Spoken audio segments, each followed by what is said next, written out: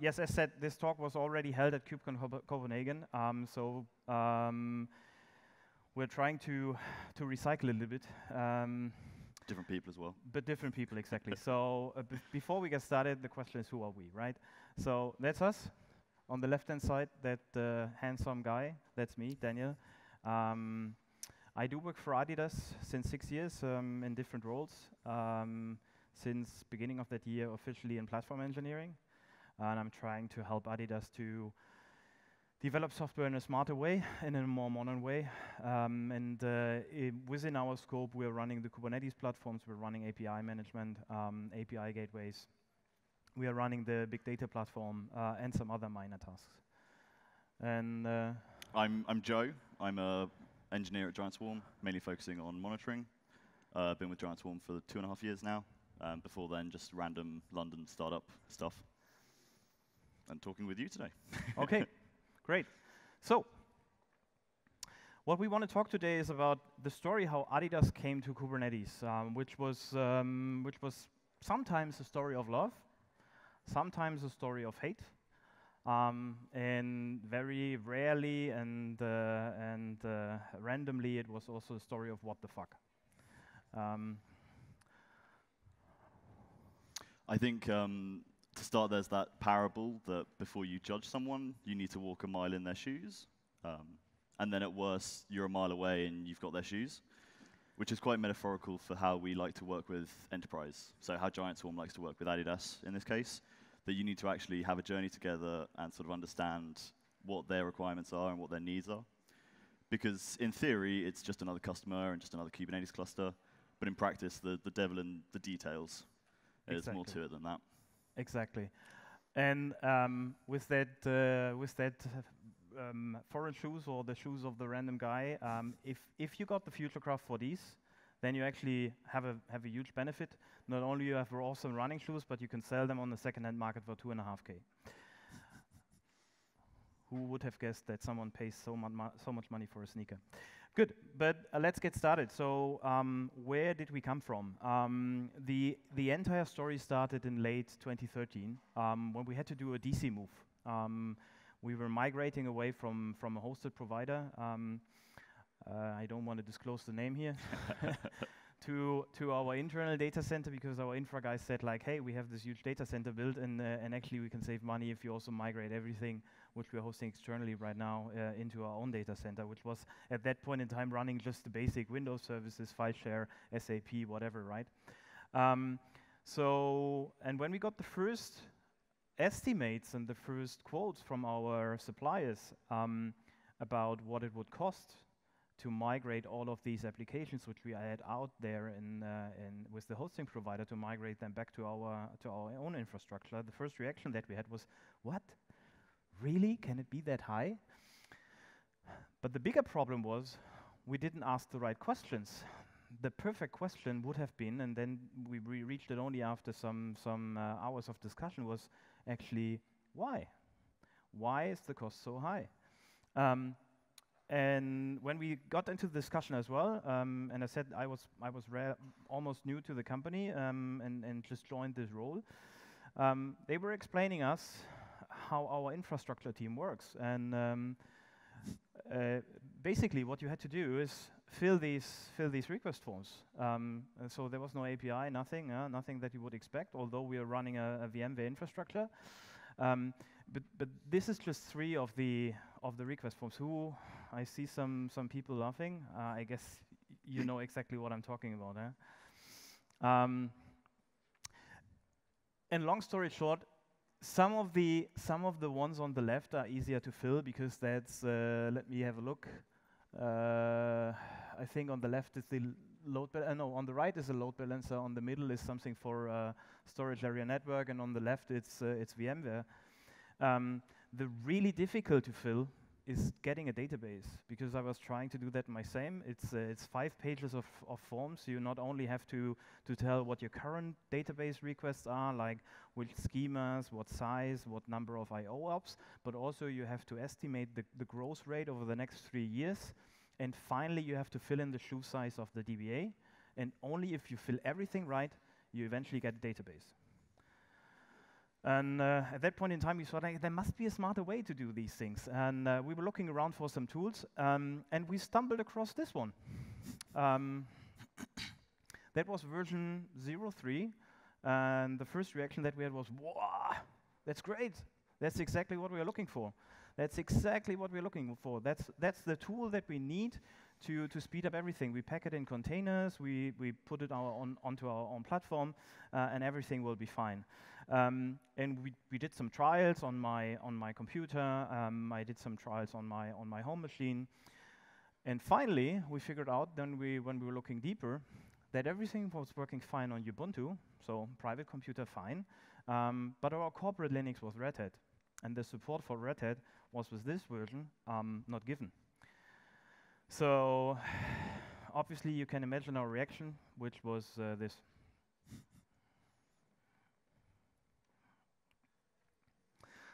So what to do? What to do at that point in time?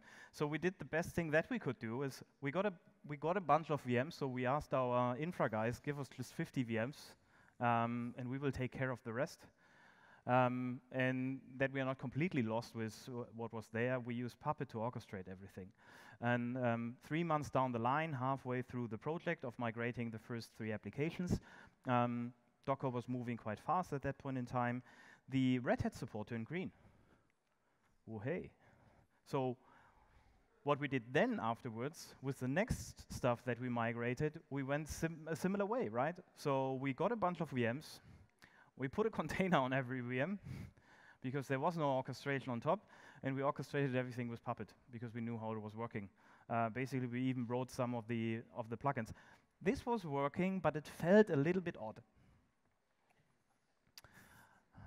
I mean, yes, it works, right?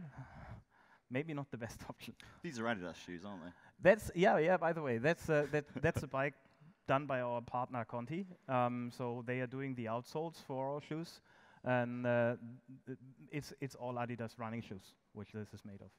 On brand. So okay, fast forward, July 2015. I was attending the OSCON at this nice city. I met these 2 nice gentlemen, really cool guys. I mean, yeah, you know them as well. I know Kelsey. I don't know Scott that well. Oh, you don't know Scott? I've not met him. He's Microsoft. That's okay. That's what I know. Yeah, that's explained. Whoever been to Portland, who recognized this carpet? Okay, doesn't exist anymore. That's the old one. That's the you know, yeah. That's that's a nice one, exactly. So, but what was happening at there? July 15, OSCON, there was also the Kubernetes version 1 release party. And as we were in Portland, the party was not this way, but this way.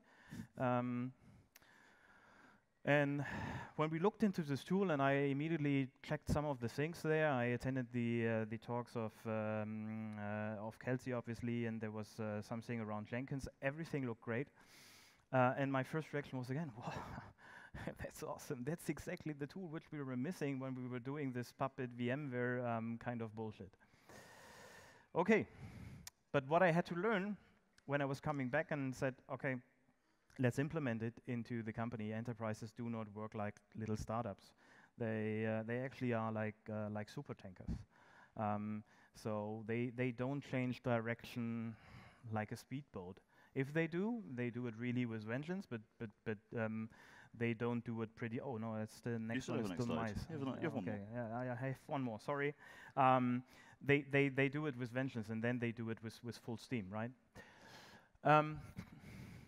So that was a slight bummer, and then a little bit down the line, 3 months later, we got a new CIO. So basically, we gave back our old CIO back to Mercedes-Benz, where he was coming from. Why is everyone laughing?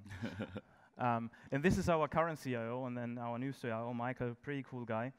And he said, you know what, there is no IT of 2 speeds, there is nothing of this bullshit that Gartner or Forrester is talking about, and you have to keep your core stable. So the core stable and moving fast elsewhere. Exactly, yeah. And he said, there is just one thing that we need, and one speed that we have to go, and this is high speed.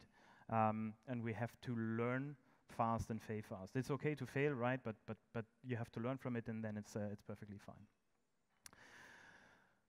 So now it's yours. This is me. I think this is where we met at this workshop. This is where we met the first time, exactly.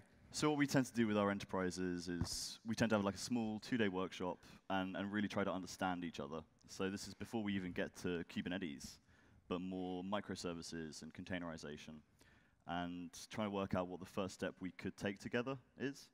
Because it's very simple to go and paint the great picture of the brave new world.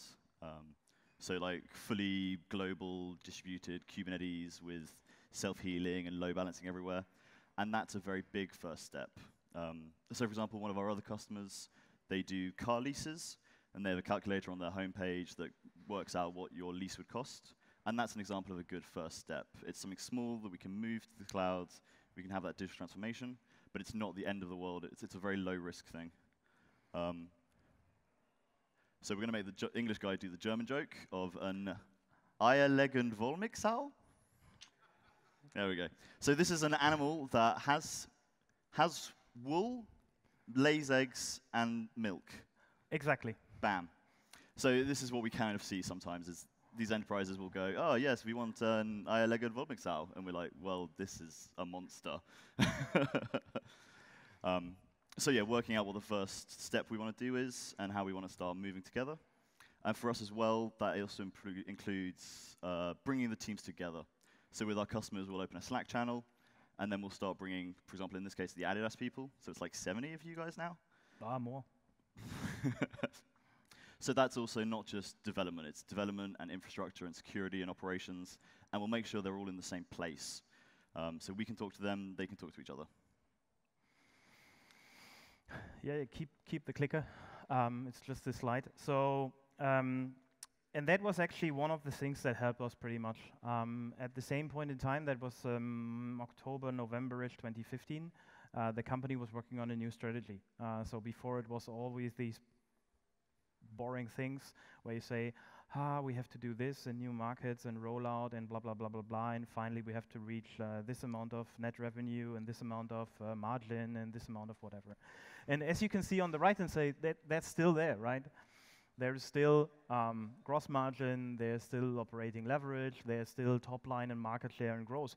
But this is basically just the outcome of things. So the focus is not anymore on, let's focus on these targets, that we achieve those, but the very important change which was coming in is we said, okay, let's focus on these things. If we implement those, that will create brand desire. People will want to have our products, will like the company. And then finally, these numbers will just follow. And our new CEO, Kaspar Rohrstedt, when he joined, he added just one piece. He said he came in, he looked at the strategy slide, and he said, like, it's perfect, I just changed one thing. One thing. And that's the culture part on the beginning, because he says everything starts with culture. But that's not what I wanted to say. The really important aspect is if you look at the 3 areas over there, which is our focus areas, it's speed, which was there before already, right? So Michael already said speed, speed, speed, speed, speed. Key cities, which is maybe not so much of interest in an IT business, but when you look at the mega trends of urbanization, if you win the key cities in the world, the 6 or 7 or 8 key cities in the world, you have 80% market share already. And the very, very important one is open source. And although it was meant differently by the brand strategy guys, they said like, oh, it's about collaboration, it's about inviting external partners like Continental, like Pharrell Williams, like Parley for the Oceans, Carly Kloss. Invite all of them to work together with us, creating new services, creating new ideas, creating potentially new products. It helped us as well in the IT discussion because before it was like, okay, yeah, just buy some Microsoft and everything will be fine, or buy some Red Hat.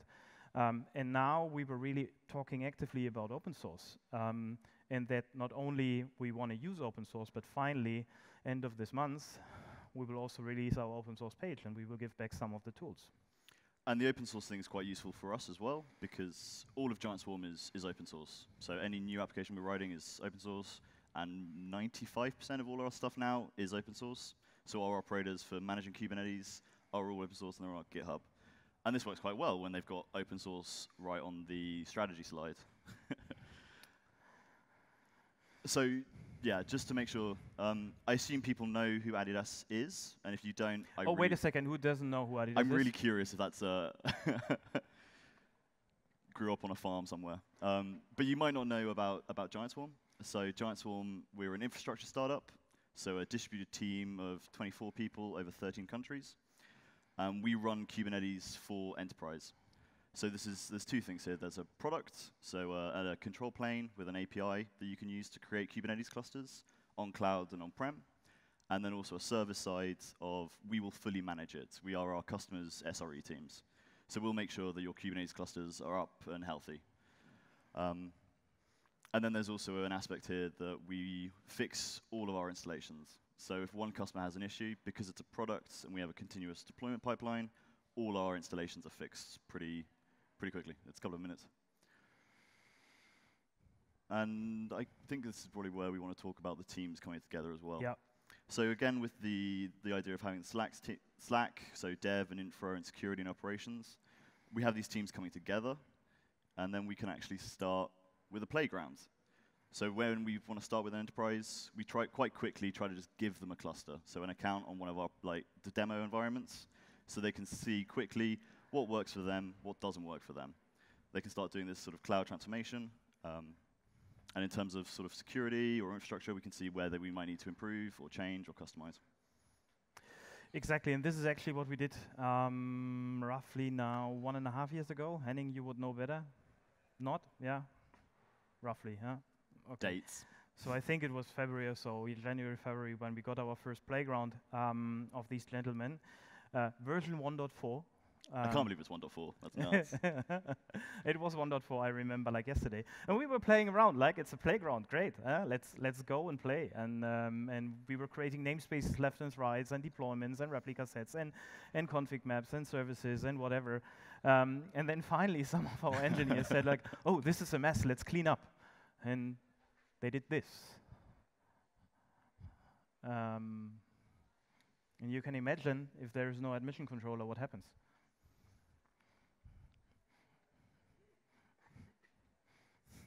It made boom, cluster dead. Yeah, Nothing was working anymore. Good night, sweet prince. Exactly. So the reaction to that one was quite funny because it was pure panic. It was pure panic on our side, and we called these guys up, or we used the Slack channel. We said, like, yeah. shit, the cluster is dead, the cluster is dead, the cluster is dead. Do something. But thankfully. So the useful thing is, because it's not a case of us going into your DC and running some scripts and making you this golden Kubernetes cluster, we have an API and you can bring up a new one. You can just bring up a new one. So if you delete everything inside a cluster, it's fairly straightforward to just bring up a new one. So for example, one of our production customers managed to do a similar thing of just blowing up their cluster. But because it's automated, they can bring up a new cluster, they can move their deployment pipelines, they can change their DNS, and they were back online in 20 minutes. So it's a case of fully automating these things as opposed to doing them manually. And obviously, it wouldn't be an enterprise talk without security. Obviously, enterprise and security are one and the same. It's a very important topic for them. And so for us, this means a lot of things. Primarily, the main thing we learned with Adidas was auditing. So audit trails in Kubernetes. Because these are larger teams, it's harder for them to go like, oh, did you do this? No, I didn't do this. So having this audit trail of seeing who did what and when is very useful for them. And that's something we learned with them and is now part of our product. And also other stuff, so like RBAC or PSP. So we were one of the first providers to actually support RBAC. So now all our clusters that you create have RBAC by default. And let's be honest on this one, right? So it's not that some of our guys will read the audit trails like the newspaper. It's just there for as a safety net when shit hits the fan, right? But it really, really helped also in discussion with our security team that that one of the GiantSwarm guys is one of the co-authors of the CAS security benchmark. I think the CIS as well is quite useful because once we implement it for one customer, because it's a product, we can then go to to other customers later and say, well, we've written these benchmarks, we fulfill them already. Obviously, back then, so this is what, like a year ago now? We're still in development with this. So RBAC and PSP initially just didn't work, especially with Calico. and we've had to sort of push through this and get there. It's a sort of new world for security. I mean, the important aspect on this one, and the message should be clear, we're now, since our really first stuff over there, we are now more than 1 year down the line, and things improved, and we bumped up, 6 versions in the meantime? 1.10.4 now, I think. 1.10, yeah, exactly. But that was very early, and it's still somehow a construction site. If you see how much is moving in that area, it's hard to sometimes get security on board. But do that from minute one, and you won't have any issue. I think this is important again with bringing them in early. If they're in the channels and they're seeing what's happening, they can kind of go, this is okay with us, this isn't okay with us. And once they're okay, they tend to be pretty okay. I remember we had discussions around bonded network interfaces and non-bonded. Another aspect here is, because we do offer a product, we're not building custom infrastructure for our customers. It's a case of, this is a product that we will ship to you. It is pretty standardized, but we do want to make sure that customers can customize when necessary. So for example, on-premise storage is one aspect where there isn't a fits-all solution at all. So in those cases, we're going to have to customize our product slightly. So for some NFS, for some iSCSI, and allowing customers to actually sort of customize themselves to their needs as well. It's quite important for us. And I think also, for example, a useful thing here is because we have this hard multi-tenancy with our platform, where you can bring up a new cluster, testing out these things is quite straightforward. So for example, one of our SREs was testing out iSCSI for one of our customers, and it's not a case that they have to sort of padlock a development cluster for some time. They can just create a new one, try it out. Good. So that was a little bit the story, and then finally, what we did is we had to also use it, right? It's not only a playground. That was fine for some months, but actually also the management said, like, now, okay, you invested some money, you invested some time. Let's see something. Let's see something, exactly. And then we said, like, what project are we picking to do so? And we basically said, okay, let's be bold. Let's pick our e-com store. Targeted volume 4 billion of revenue by 2020, and at that point in time, it was already something which we targeted for 1.6 billion worldwide. So quite a significant amount of number. And then we said, okay, but we are maybe bold, but we are not stupid. Let's start small. And we just picked the product detail page. We just picked a few products.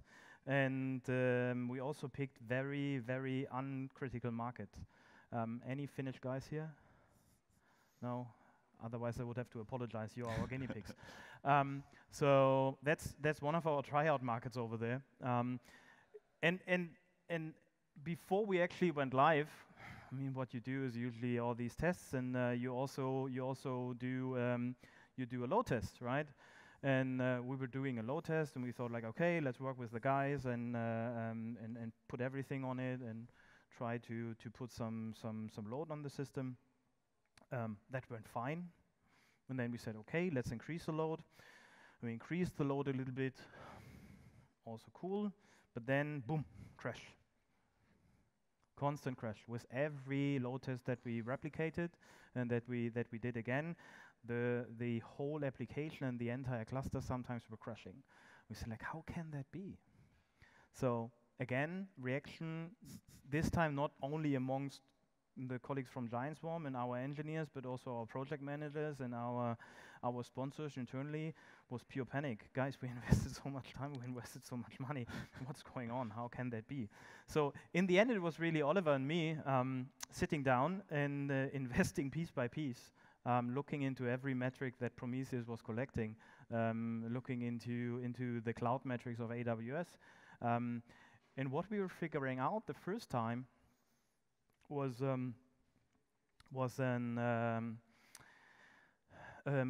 full connection track table of the kube-proxy. And okay, fair enough, easy fix. Let's go in, let's increase it, bumped up the volume times 4, did the load test again, same replicate, crash. So we looked a little bit further and a little bit further, and finally what we figured out is that the network interfaces of our AWS EC2 instances were full. And then the network reaction was kind of, what is going on? How can that be? With a load test of a few thousand users, how can a network interface of an AWS instance be full? So what we did then is that we said, okay, the load testing team, let's go in and let's sit together and let's do that test together. And in fact, when we thought we were doing this, in reality we were doing this. So instead of testing 30K users concurrently, we were testing 300K concurrent users.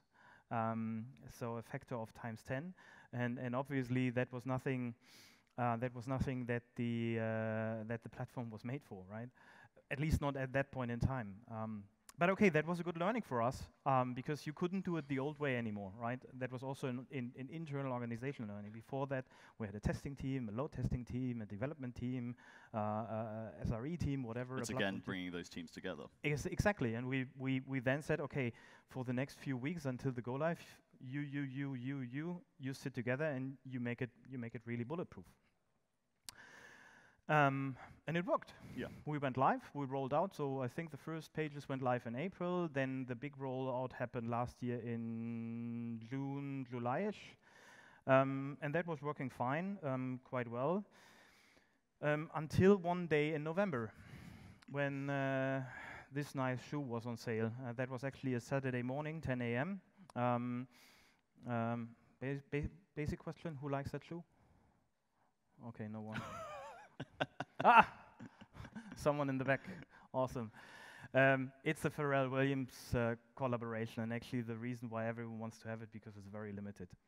You could There's argue. a resale value there, isn't there? Yeah, most of the guys just take it to resell. So what was happening is no one told us, and basically this happened with our platform. So a ton of users came and tried to grab it, and in this case it was not even real users is what most of the traffic was bots. I think like 99% of the traffic were just bots trying to do add to cart and checkout processes all the time. I mean, these things sell. I mean, it's sold out already, isn't it? Yeah. It takes like it's sold out in 18 seconds. It's sold out in 18 seconds. It's exactly. basically high frequency trading for shoes. Yeah, exactly. And we didn't have one. So this one has one benefit compared to us. We didn't have any security guys looking into and saying like, okay, guys, watch out. So and what we were encountering then was exactly a similar situation. So although it was sold out in 80 seconds, the traffic didn't stop because people were still trying to grab some shoes, and they said like, I don't care if it's sold out in my size. There must be something coming back. Maybe it's just a reservation. I want to have it, and actually that happened. Cluster dead. Again. This time, the first time really in production. And when we were looking into the details, this one sucked. So the actual cause here was that when the Adidas application gets more requests, it uses more CPU and memory. And obviously this grows inside the node, and our ingress controllers didn't have set requests and limits. So like a sort of reservation for some system resources. So as the Adidas application took all the node's resources, the ingress controllers could no longer respond to health checks. So Kubernetes thought they were dead and killed them all, which was exciting. Not really.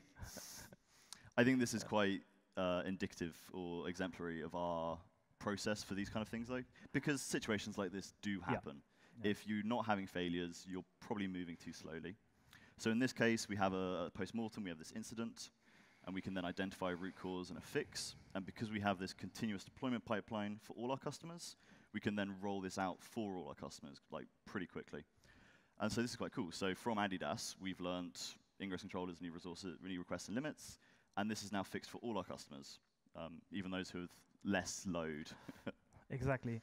So the end of this incident was business told us, hey, by the way, there is another sale next week, next Saturday. Be prepared. And we said, okay, yeah, work really hard time. I don't want to say 24/7, but almost 24/7. We checked it. We did load tests. We were really prepared. We were sitting there. It was 9:50. It felt like we were preparing for a siege. Yeah, exactly. Yeah. So 25 people on the Slack channel, everyone prepared, looking at the dashboards, looking at some monitoring, looking at this, and then this happened. So we opened the gates. No one there. I remember watching the graphs and being like, what the fuck? Exactly. That was my reaction as well. So what happened? What happened in the meantime? The application team, they didn't really trusted the platform anymore because we failed once, right? And they implemented Akamai waiting room and only let through 1,000 users per minute or something like this, which was like literally this load, right? Minute, yeah. But okay. This is the real world, and I think this is exemplary, for example, for how you can learn how to work with enterprises. So, for example, some enterprises, Akamai is fine, and they will use it, and it makes our lives easier. From that, though, there's a discussion on how to organize your clusters. So, for example, do you want to have one big cluster? So it's a capybara, right? I think it's a capybara. You should ask Ollie. Ollie will know. The king of the guinea pigs. So do you want to have one fat cluster that everyone uses, and then you separate by namespaces, or do you want to have clusters per team, which probably looks more like this? These guys are like SWAT guys, right? I think some Navy SEALs or so. I don't know. But the important aspect. Sorry, I had to jump in. The important aspect over there is nowadays we are running in 5 regions, 30-something clusters, for good reasons. Not only that we separate between dev, staging, and production, but we also have on-prem, we have a specific CI/CD cluster, and then we have dedicated clusters for exactly these workloads that we saw before. When there is a hype sale, we basically, they run the cluster with 0 running nodes almost all the time. And when there is a hype sale, like which happened, I think it's like 2-3 weeks back, where we had a very local one, only in London. You could buy 4 pairs of shoes. We had 25,000 people interested because you can only sign up in London. Nuts. If we know that before, then we can basically right scale, right? So we say like, okay, all of these guys are coming in this hour, scale them up to 20, 25, 30, whatever nodes, and we take it down afterwards. I think that's interesting for Adidas in that you can't sort of auto-scale because it's done in 30 seconds. Yeah. By the time you actually provisioned your VMs, everyone's left. But for example, like if you see the guys at the back, they're just rowing in a separate direction to everyone else. So some teams are going to have different requirements, and maybe it then makes sense to separate your clusters per team if you have different requirements in that way. And then also, one thing this is probably more GiantSwarm orientated, for how we want to do upgrades. So between major versions of Kubernetes, you are probably going to have to do some upgrades or changes to your application, even if it's just changing the API group. And then if you have one large cluster that everyone is on, they all have to be ready at the same time, and you have that synchronization between teams. But if you're then actually sort of having one cluster per team, they can manage the upgrades differently. So there's lots of aspects for how to like organize your clusters. So like by load or by experience or by whatever. There is no the storyline is there is no silver bullet to kill them all, right? We had to learn over the past 12 months really from that. We also said like one big fat cluster will solve the problem for everyone. Then we had the hype guys in, then we said okay, get them out, and then we had different teams in where one team was really fast moving, the other one said like okay, but I only have one resource externally who can deal with it. That's the truth. And then I guess it's the green. Yeah. Everything's good now. So we survived Cyber Week and Christmas. So now Adidas is running on GiantSwarm, and it's kind of okay. And now in China almost. Yeah, China will be an interesting story because we just launched this week. This week? The clusters are up. Yeah. The clusters are up. The clusters are up. I the don't clusters are up. Adidas is running the app goes live somewhere in 2 months or so. But it will be interesting because, as you might know or not know, 11th of November is China Singles Day. They do like, as us, 2/3 of the yearly revenue in a single day in 24 hours. And that will be... It's going to be exciting. That's going to be exciting, yeah, exactly. I mean, the other exciting thing is GiantSwarm in 2018 is kind of hoping to do production deployments for Adidas during Cyber Week. Let's see. I'm not that bold. You have to be. We have to be that bold. There's an aspect of like trust and can we get it working. Exactly. Exactly. Okay. I guess that's it. Yeah. Questions?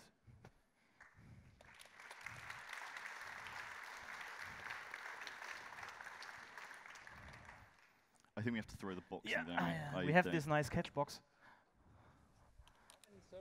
You have to speak in the catch box. Oh, that's the microphone. Okay. How many services are involved in your application? Services.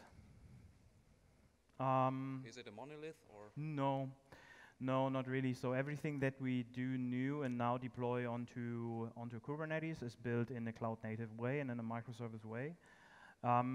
Although some teams tend to build nano services, some teams tend to build mini services, not microservices. So it's a mixture in between. So we have some projects which have maybe just 3-4 services in the front end, and we have other projects which are running 30 services for a tiny application. Behind you. How difficult was it to actually make calls to on-premise services, legacy services, or could you avoid that? Because I could imagine that you had a long discussion with corporate compliance people to get from the new world to the old world. Yeah, that's a very good question. So to be honest, that's not only a problem which is in regards to Kubernetes, because we had that problem before with external software as a service that had to reach out to our internal SAP systems or something like that. So what we tend to do now is use API gateways where we can, if there is a service which can be used as an API, like SAP can be used through OData APIs. If there isn't, then we have some sort of an integration layer which can basically translate classic interfaces, sometimes even stupid, whatever, exported files into something which is allowed to be consumed via an API. But you still have to fill out the forms, I guess. No. No? No. That disappeared because the integration team is also now part of our team, and they are under my umbrella. They still work in this, to some extent, in this old world because people are used to it and people want it, but they are also now applying more of the modern principles.